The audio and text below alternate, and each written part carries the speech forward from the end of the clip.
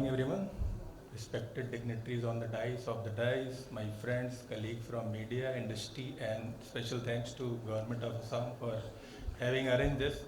And this is also very heartening to see that, because I think this we are having second time in Assam, right? And also if you look at the momentum of e-government, right, shifting from major states from Delhi to northeast states. That's always good, because there was a time, when we used to think, that everything happens at a Delhi or the major states, southern states and western states, and then all other states have to follow. So I think we have made a tremendous progress in terms of where we have come from. If you look at from NEGP 2004 to the 2024, where we are sitting at this point of time, Digital India, right? In terms of the progress and the growth, I'm sure we all are proud of in terms of what we have achieved with the DPIs, DPGs, Aadhaar ecosystems, UPI, so on and so forth, right? I've been also asked to set the tone for this event. So basically, throughout the day, we will hear a lot of exciting stories of proud and success and the implementation and what we have achieved in terms of digital transformation. That is right, and no doubt about it. But now what next, right? So because we have already come to this stage where we are fairly digitalized, right? I hardly see a department or government worker, working on a manual register. I hardly see a particular service where there is no angle of, IT, right? It's a partial or full. Now what next? So I think I'll just share some of the points, this will be useful for both, not only for government, but also for our industry colleagues also, so that we come together and, execute in a better way. So one is, if you look at the new technologies like, emerging tech like AI, for example, let's take example, right, which is a flavor of month and flavor of year also. And we are in a race to, do something around AI, right? So something like that, what you need to see that government has always been working in a system that for them digital automation has always been a tool where you input something, you get an output, right? You pay for it and then improves your efficiency or service delivery, your citizen satisfaction, so on and so forth. But something like AI, which is only emerging at this point of time, right? It's not a tool, it's an agent, right? Which will take time to mature. And there are a lot of performance issues, there are hallucination issues with AI currently at this point of time.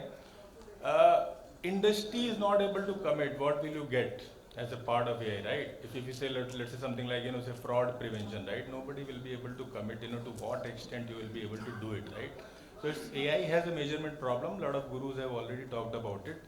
So I think what we need to do is that we have to accept this AI and we have to move from POC to experiential learning, right? In terms of that, so that we don't restrict only in terms of ticking the box that, okay, I have also got something related to AI. I got a chatbot, so I'm fine. I'm ticking the box, so I'm using AI. So you have to give time to industry. Industry also has to educate, department that how this whole AI system will work, how the learning will happen, how the models will be trained over the period of time, so that there is a right set of expectations at both ends. And while doing so, I'm sure, you'll be able to kind of achieve the goals, which we set forth for ourselves. So that is very important, that whatever emerging tech we use, we give time to it, right? We be patient with the process and we also experiment. Otherwise, for example, the kind of hype which you had during blockchain and all, right? It has not materialized to its full potential. And but I hope so that the AI and will not go the same path. So that's the one thing. Second thing is that if you look at we will always look for an open source and kind of a ecosystem. We look for a sovereignty. We look for a survivability, which is all fine. We also need to promote DPGs, right? The likes of Digit and all. And let me tell you that Northeast has been accepting Assam. Kind of they have PWD, PWRD. They have implemented Digit. Manipur is also implementing Digit. So instead of going through a bespoke route, and there are great DPGs like Sunbird, like Digit and all, I think all SIs and also the industry and the government should use it instead of going through a typical bespoke model. Third is in terms of cloud, right? So if just to know that cloud has been in existence for some time and there is a lot of reception to cloud to all hyperscalers. But there are still questions what can go to cloud, what cannot, right? In terms of data sensitivity, privacy issues, so and so forth. So I mean, you can also have a look at, there is a recent memo from Government of India meeting. They have highlighted in terms of which kind of information is good for cloud, which is not, which is good for public cloud, VPC, GCC, right? Things like that. So take advantage of that. And for cloud procurement, very smart planning is required in terms of both ways, right? So one is just putting everything to system integrator will not help. The real advantage of cloud is that you do it proper smart planning and you don't get into this issue of vendor lock-in, etc. Because sometimes we need to assess whether what is beneficial for us, whether vendor locking is a difficult thing or whether it's a 10-year contract with some kind of proprietary technology is giving me much better leverage to use, right? In the long term, I think benefits of cloud should be seen. So, and also in terms of the overall procurement cycles, likes of, 𝐃𝐢𝐠𝐢𝐭𝐚𝐥 and all have helped us greatly in terms of, shortening the procurement cycle. States have got their own empanelments and rate contracts, but I think a lot more can be done in terms of, shortening the procurement cycle. So all in all, the last point, in terms of, because what we have achieved till now, we also need to have a tech refresh. Because some of the systems were built in last decade, and while they are performing well, but they may not last the next decade. So it is the right time that we plan these systems now, so that we are kind of future proof for at least next 10 to 20 years. Because one is that the overall automation which we have achieved, second is the quality of automation, right? The sustenance part of it, etc.